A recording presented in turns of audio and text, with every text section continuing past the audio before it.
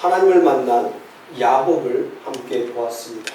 야곱이 야복강에서 하나님을 만나고 이스라엘이 되었죠. 자기 외에는 자기보다 누구도 앞서는 것을 용납하지 못해서 발목을 붙잡는 자라고 하는 그와 같은 이름을 소유한 자. 자기의 욕망을 이루기 위해서는 가족도 속이고 또 자기 욕망을 위해서라면 무엇을 하는 것도 결코 두려워하지 않는 자. 오로지 자신만을 위해서 살아온 자가 바로 야곱이었습니다. 그 야곱이 야복강에서 하나님을 만나요. 그 하나님을 만나서 끝까지 하나님을 이겨내려고 합니다. 결국 하나님께서 그의 환도뼈를 쳐버리죠. 절름발이가 되어서도 끝까지 하나님의 옷자락을 놓지 않습니다. 당신이 나에게 복을 주지 않으면 나는 이 손을 놓을 수 없습니다. 그때까지만 해도 그는 그 복이 세상의 복인 줄 알았어요. 그런데 하나님께서 말씀하십니다. 내 이름이 뭐냐? 네, 내 이름이 야곱입니다. 너를 이제는 야곱이라 부르지 않고 이스라엘이라 부를 것이다.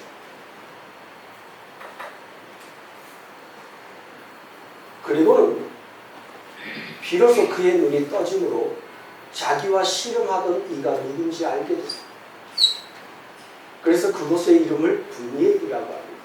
브니엘이라고 하는 의미가 뭐예요? 하나님을 대면했으나 죽지 않았어요. 비로소 깨달은 거예요. 자신이 진정 누려야 할 복이 무엇인지를 알게 된 거예요. 그게 뭐냐? 하나님을 만나도 죽지 않는 자예요. 하나님을 만났지만 죽지 않았어요. 하나님을 만나면 모든 죄인들은 다 죽을 수밖에 없는 존재라고 하는 것을 익히 알고 있었어요. 그런데 하나님을 만났는데 하나님께서 그를 살려줬어요. 그러면서 하나님께서 그 의미 속에 말씀하신 것이 그겁니다.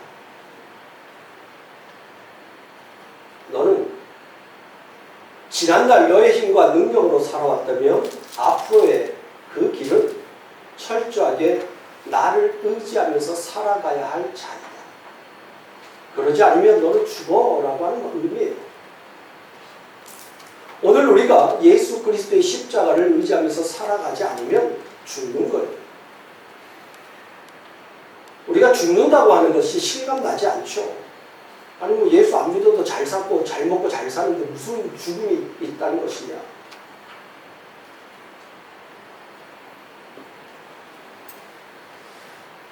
단절의 의미를 이야기를 하고 있어요. 예수 그리스도께서 십자가에서 돌아가셨을 때 아버지여 어찌하여 나를 버리셨나이까 라고 죽음이라고 하는 것은 단절입니다. 하나님과의 단절을 의미해요. 즉 예수 그리스도를 믿지 않고 단절된 삶을 살아간다는 것은 이와 같은 거예요. 어떤 거냐? 내가 부르짖어도 응답이 없어요. 하나님이 나를 떠나간 모습으로 내가 아무리 외쳐도 몸부림쳐도 하나님이 나에게 응답하지 않는 삶. 완전히 이 세상에서 고립되어져 있는 모습으로 살아가는 삶. 이것이 바로 죽음을 의미하고 있는 거예요. 오늘 성경 그리함으로 인해서 오늘 우리에게 너가 하나님을 만날 흔적이 뭐냐라고 묻습니다. 정말 하나님을 만나고 난 후에 나에게 정말 하나님을 만난 흔적이 있습니다. 절름발이 인생이 되어지는 거예요. 내 힘과 내 능력을 의지하면서 살아갔던 자가 그 모든 것들을 포기하고 하나님을 의지하면 안 되는 자로 바뀌어진 것, 이것이 하나님을 만난 자의 삶의 모습이라는 것입니다. 오늘 여러분들의 삶 속에서 정말 하나님이 아니면 안 되는, 하나님 없으면 못 사는 인생으로 내 삶이 바꾸어졌다면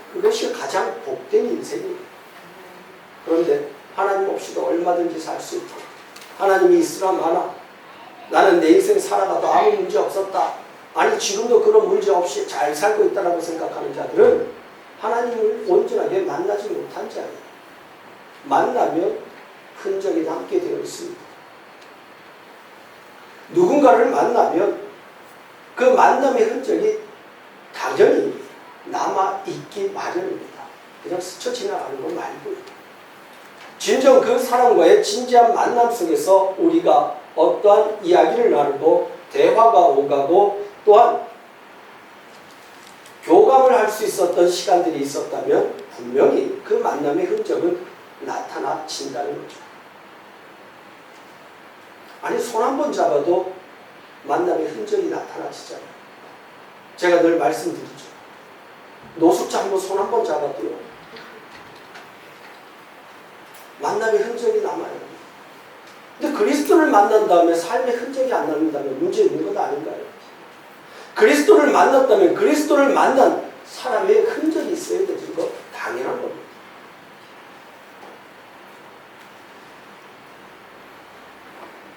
사도 바울이 예수 그리스도를 만난 후에 수없이 많은 고난과 고통 속에서 살아가면서도 더 이상 나를 괴롭게 하지 말라, 나는 그리스도의 흔적을 가져노라 라고 이야기합니다. 그 그리스도의 흔적이 뭐예요?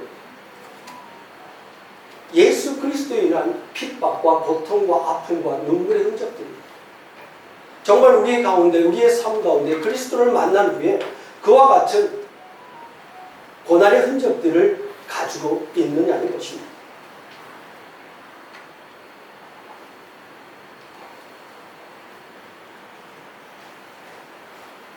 야곱은요, 하나님을 만난 후에 절름발이로 그 남은 생애를 살아갑니다.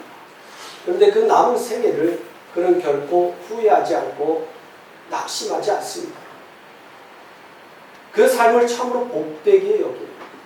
사도 바울도요, 그리스도를 만난 후에 자신의 삶이 얼마나 인간적인 입장에서 보면 고난과 고통으로 점철되어져 있어요. 그런데 그를 결코 그 삶을 후회하거나 낙심하지 않습니다.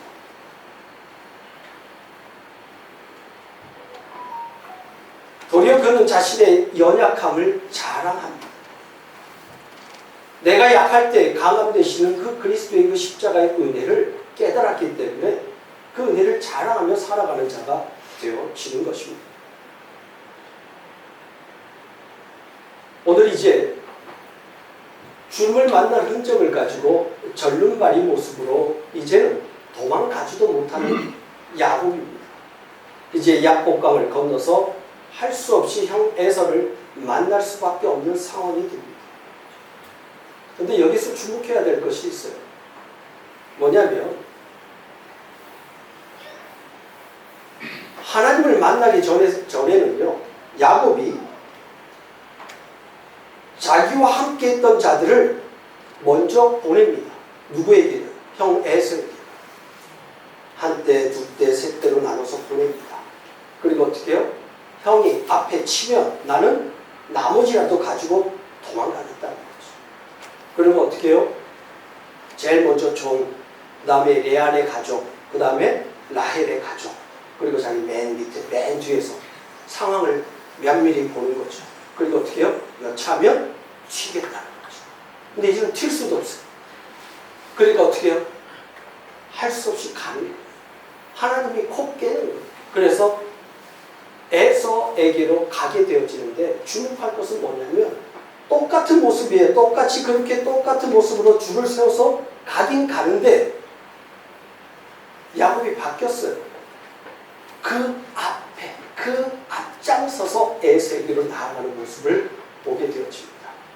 이제는 뒤로 뺐어요. 그런데 오늘 본문 말씀에 보면 앞장서서 가게 되어집니다. 그 말씀이 어디 있냐면 3절 말씀이에요. 제가 1절부터 3절까지 좀 읽어드릴게요. 그러면 정확히 좀 더 알 수 있을 것 같네요. 야곱이 눈을 들어보니 에서가 400명의 장정을 거느리고 오고 있는지라 그의 자식들을 나누어 레아와 라헬과 두 여종에게 맡기고 여종들과 그들의 자식들은 앞에 두고 레아와 그의 자식들은 다음에 두고 라헬과 요셉은 뒤에 두고 자기는 그들 앞에서 나아가되. 그들 앞에서 나아가. 이제는 어떻게 했어요? 뒤로 뺐어요. 상황 보고 도망가려고. 그런데 이제는 그들 앞에 가장 앞서 나아가기 시작합니다. 이제는 이 모든 것들에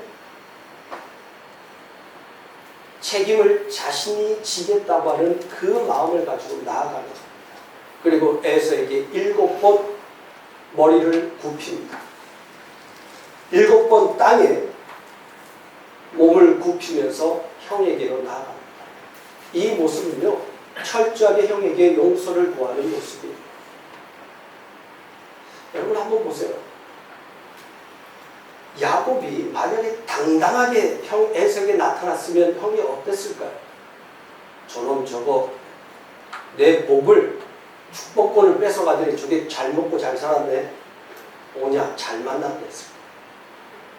그런데 야복강에서 하나님을 만난 후에 하나님의 만난 흔적인 쩔뚝발이가 되어져서 앞서 쩔뚝거리며 7번 절하고 오는 모습을 보면 어땠을까요? 야, 저놈 축복권을 뺏어서 갔다 가서 잘 살 줄 알았는데 저게 뭐냐?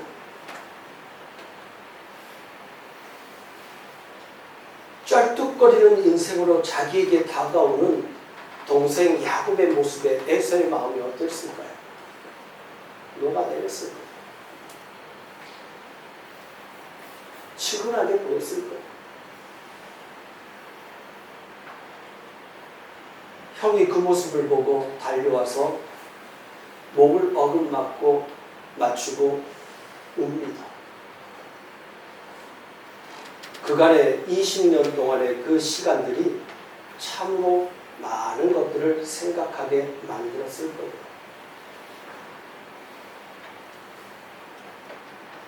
에서는요, 스스로 이렇게 생각했을 거예요.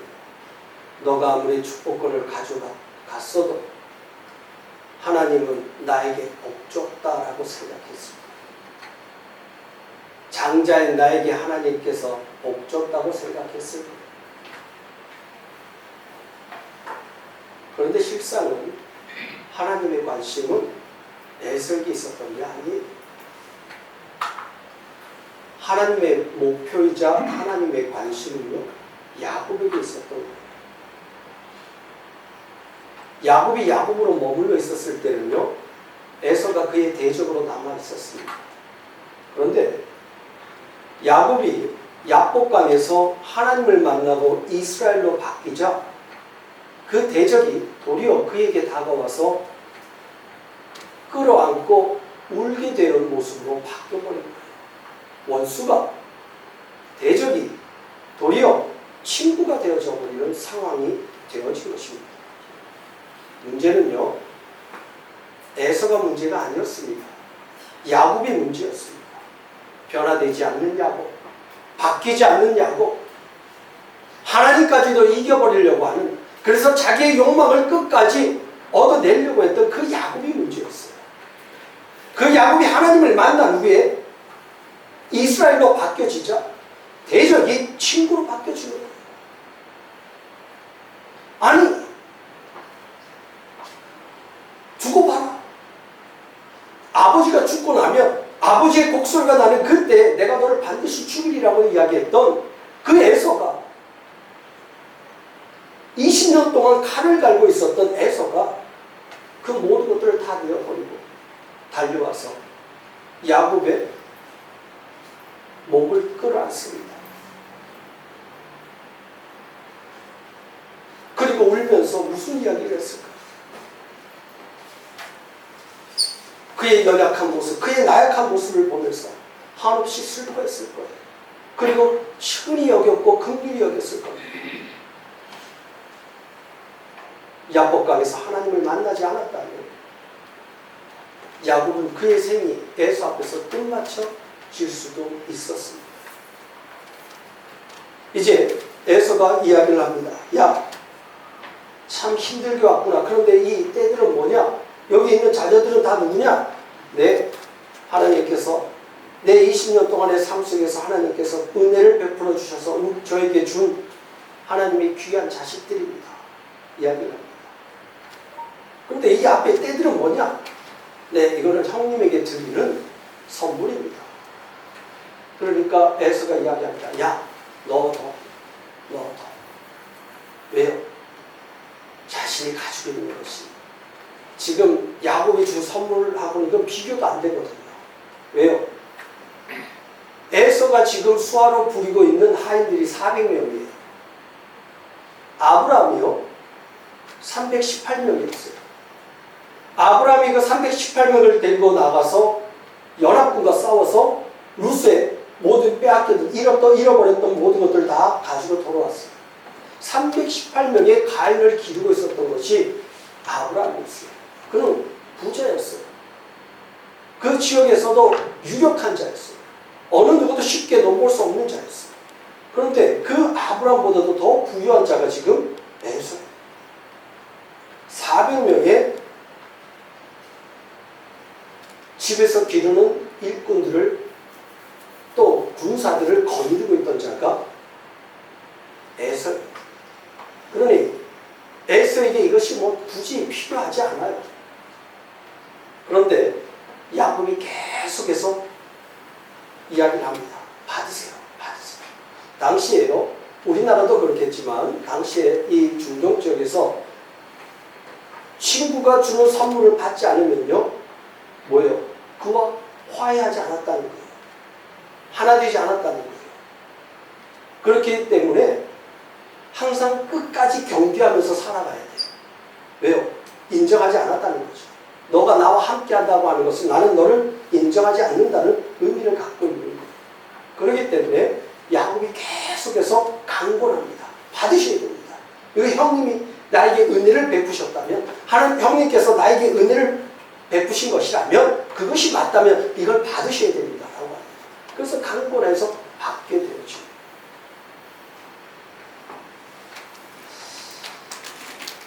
문제는요, 이렇게 에서가 풍성함을 가지고 누리는 삶을 살아갔지만 그는 하나님께서 펼쳐놓은 그 무대에서는 엑스트라예요. 아무리 그가 부유하고 그가 잘나도 그는 엑스트라에 불과하다. 여러분 한 가지 묻겠습니다. 여러분 좀 가난하고 어려워도 주인공 되고 싶어요? 아니면 부유하고 잘 사는 엑스트라가 되고 싶어요? 잘 먹고 잘 사는 주인공 되고 싶죠. 근데 성경은요, 우리의 상황과 환경, 그가 가지고 있는 어떤 부의 그 많고 적음으로 그 사람의 가치를 이야기하지 않습니다. 여러분 스스로 한번 생각해 보세요. 여러분들이 가지고 있는 그 무엇을 가지고 여러분의 가치를 측정한다면 여러분은 어떻겠습니까? 하나님이 만약 그와 같은 모습으로 우리의 가치를 측정한다면 우리는 과연 어떤 모습으로 하나님 앞에 설 수 있을까요? 우리가 가지고 있는 어떤 부유함의 어떤 그 많고 적음에 의해서 하나님 앞에 가치가 증명되어지는 게 아니에요. 오늘 우리가 놓여있는 이 상황 때문에 우리의 가치가 하나님 앞에 증명되어지는 거 아닙니다. 하나님은요, 하나님의 백성들의 영적인 성장과 성숙과 훈련을 위해서 이 땅에 존재하는 모든 이들 것들을 사용하셔요. 그러니까 하나님의 관심은 누구에게 있느냐? 하나님의 백성들에게 있어요. 하나님의 백성이 그가 세상적으로 볼 때 부유하거나 연약하거나 가난하거나 그거 아무 상관없습니다. 하나님의 관심은 하나님의 백성들의 영적인 성숙과 훈련에 관심을 두고 있어요. 그래서 그 일을 위해서라면 세상의 어떠한 것들도 다 활용해서 하나님의 백성들을 성장시키고 성숙시키고 훈련을 시키는데 사용하신다는 것입니다. 그러니까 여러분들 자부심을 가져야 돼요. 여러분의 가치는 하나님께서 정하시는 거예요. 세상에서 아무리 부유하고 아무리 유명한 자를 할지라도 그는 나를 위한 엑스트라야. 나의 영적인 성장과 성숙을 위한 엑스트라야. 내 삶의 환경에서 만나지는 모든 세상에 속한 자들은 다 나의 영적인 성장과 성숙을 위한 엑스트라예요. 도구예요. 왜 도구를 두려워해요? 왜 무서워합니까? 나 스스로의 가치를 너무나 평가절하하고 있어요. 여러분 하나님 앞에서 존귀한 자들이에요. 어떻게 해요? 자신의 아들을 십자가에 피 흘리기까지. 그래서 나를 산 거라니까요. 나를 위해서 자신의 아들을 십자가에 못 박여 죽이기까지 나를 사랑했던 자예요. 가치는 그 정도예요. 하나님의 아들의 그 생명을 나와 맞바꾼 가치가 바로 나예요. 근데 우리가 왜 세상에 나의 영적인 성장과 성숙을 위해서 사용되어질 도구에 불안해하고 두려워하냐? 오늘 우리의 삶의 가치가 무엇인지를 분명히 인식해야 됩니다.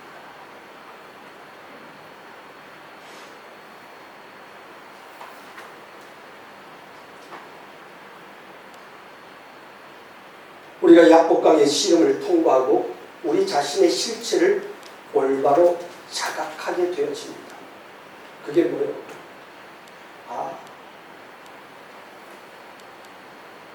우리는 하나님의 은혜를 떠나서는 올바로 설 수도 없는 그런 불가능한 자들입니다. 이걸 첫 번째 깨닫는 거예요. 두 번째는 세상을 향해서 하나님 앞에서 우리가 죄인이고 연약하고 나약하고 하나님의 은혜 없으면 못 사는 자라고 하는 것을 먼저 깨달아야 되는 게 우선순위입니다. 두 번째입니다. 세상을 향해서입니다. 세상을 향해서는요, 그와 같은 모습이 아니에요. 담대해야 되는 거죠. 당당해야 되는 거죠. 하나님의 자녀로서 또 하나님께서 나와 함께 하심으로 인해서 하나님께서 이 세상 속에서 나의 영적인 성장과 성숙을 위해서 훈련을 위해서 하나님께서 마련해 놓으신 이 무대라고 하는 곳에서 주눅들 필요가 없다는 거예요. 주인공은요, 가난하고 연약해도요 당당해요. 그죠? 드라마 보니까 어때요? 주눅드는 사람 없어요. 주인공은 당당해요. 항상 떳떳해요. 뻔뻔하고 그런 거예요. 이 세상이라는 무대 속에서 하나님의 자녀들은 당당해야 됩니다. 두려워서 주눅들어서 살아가는 인생이 되어서는 안 됩니다. 하나님 앞에서 내가 연약하고 나약하고 부족한 존재임을 깨닫고 겸손한 모습으로 살아가지만 이 세상 속에서는 나약한 모습으로 삶이 아니라는 거예요. 그렇다고 해서 교만하게 사람들 다 무시하고 살아가는 의미 아닙니다. 어떠한 상황 속에서든지 주눅들면서 연약한 가운데 비굴한 인생 살아가지 말라는 거예요. 세상과 조금 세상에서 뭐 준다고 해서 타협하지 말라는 거예요. 비굴한 인생 살아가지 말라는 겁니다. 진정한 하나님의 자녀로서의 올바른 삶을 살아가라고 말씀드리는 겁니다. 오늘 제목에 에서가 아니라 야곱의 문제였다고 했어요. 야곱은요, 자신의 영광을 위해서는 언제든지 타협했어요. 언제든지 누구든지 속이고 누구든지 짓밟고 일어설 수 있는 자였어요.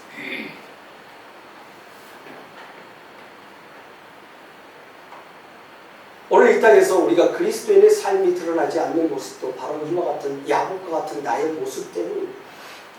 세상과 타협해서 나에게 유익이 된다면 얼마든지 그리스도인임을 포기하는 모습, 하나님의 자녀임을 포기하는 모습, 적당하게 세상과 타협하면 나의 편의를 위해서 살아가는 모습, 이거 하지 말라는 거예요. 당당하는 모습은 바로 하나님의 자녀로서의 모습의 당당함을 제가 말씀드리는 겁니다.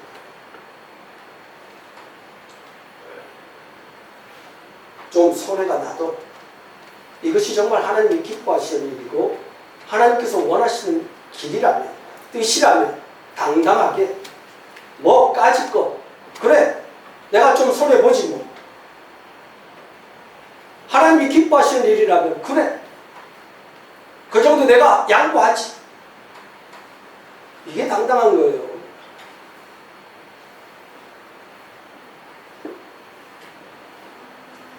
사랑하는 성도 여러분,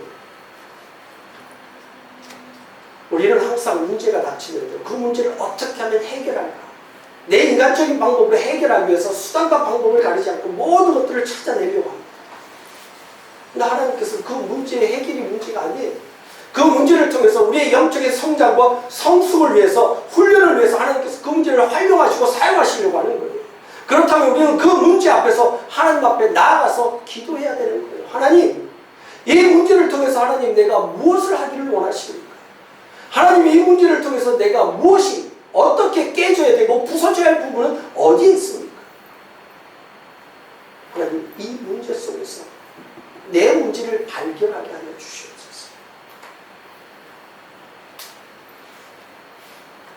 문제가 아니라, 사람이 문제가 아니라, 다른 사람이 문제가 아니라 내가 문제예요. 문제는 에서가 아니었어요. 야곱이었어요. 변화되지 않는 야곱, 하나님을 만나지 못한 야곱. 그러나 하나님을 만나게 되어지니까 문제가 더 이상 문제가 되어지지 않았어요. 문제가 도리어 야곱을, 이스라엘을 끌어안았어요. 함께 울어줬어요. 오늘 우리 인생의 문제는 뭡니까? 다른 사람이 아니에요. 나예요, 나. 변화되지 않는 나. 예수 그리스도를 만났다고 하지만 그 예수 그리스도를 만날 그 흔적이 없는 나. 아니, 그 흔적을 싹 지워버리고 세상과 그냥 적당하게 거리를 두고 살아가려고 하는 나. 이 나가 문제예요, 나.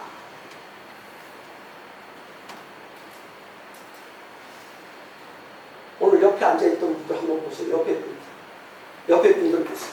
옆에 분들은요, 당신은 나의 영적인 성장과 성숙을 위한 도구입니다. 한번 해보세요. 한번 인사 한번 해보세요. 당신은 나의 영적인 성장과 성숙을 위한 도구입니다.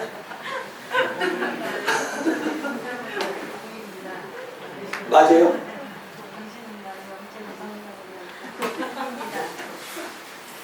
쓸모없다는 의미가 아니에요. 세상에 당신은 그렇게 쓰다가 하나님께서 버리는 그런 존재야, 이런 의미가 아니라 서로가 서로에게 똑같이. 하나님께서 교회를 뭐하러 세웠어요? 교회 공동체를 왜 세우고 공동체라고 하는 이름으로 왜 우리를 만들어 놓고 묶어 놓으셨어요? 왜 이렇게 함께 만나게 하셨어요? 만남 속에서 나의 부족함과 연약함을 보게 하는 거예요. 혼자 있을 때는요, 그런 거 몰라요. 나 꽤 괜찮은 사람이죠, 혼자 있을 때. 그런데 어떻게 해요? 같이 어울려서 살다 보면 어떻게 해요? 나의 부족함이, 나의 단점이 드러나요.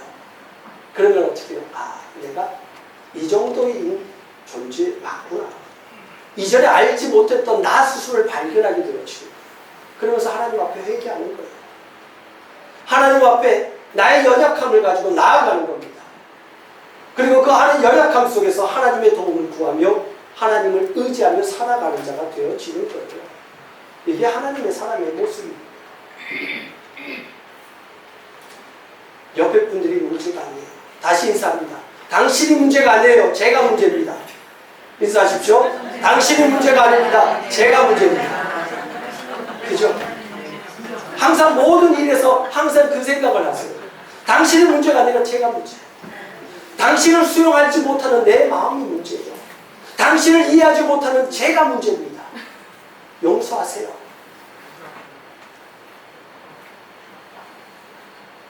그래서 보통 이런 거 있잖아요. 우리 요즘도 갑자기 막 그냥 공사하는 구간이 생기잖아요. 공사주. 그죠? 통행에 불편을 드려 죄송합니다. 죄송합니다. 당신의 믿음의 길을 제가 방해하는 것 같아서 죄송합니다. 하나님 앞에서 우리는 끊임없이 만들어지고 있는 과정이에요. 하나님 앞에 끊임없이 우리는 세워져 가야 할 존재입니다. 아직도 우리는 공사 중이에요. 언제까지 공사 중일까요? 주님 앞에 가는 그날까지. 그러니까 늘 겸손해지는 거예요. 늘 미안한 거예요. 그리고 늘 또 감사한 거예요. 나를 이해해주고 용납해주는 동역자가 있기 때문에. 이러한 믿음 가운데서, 이러한 하나님의 은혜 가운데서 내가 믿음의 동역자들과 함께 살아가고 있음을 여러분들이 이 시간 기뻐하시고 감사하시면서 다시 한번 주님의 그 은혜만을 의지하면서 하나님 앞에서 내 앞에 주어지는 모든 문제, 내 앞에 주는 모든 상황은 나의 영적인 성장과 성숙을 위한 하나님의 계획이고 하나님의 뜻이라고 하는 것을 인식하고 그 모든 길에서 더욱더 주님만을 의지하며 믿음의 길을 걸어갈 수 있습니다. 어찌 보면 절름발이 이스라엘이 되어지기를 주님의 이름으로 축복합니다. 기도하겠습니다.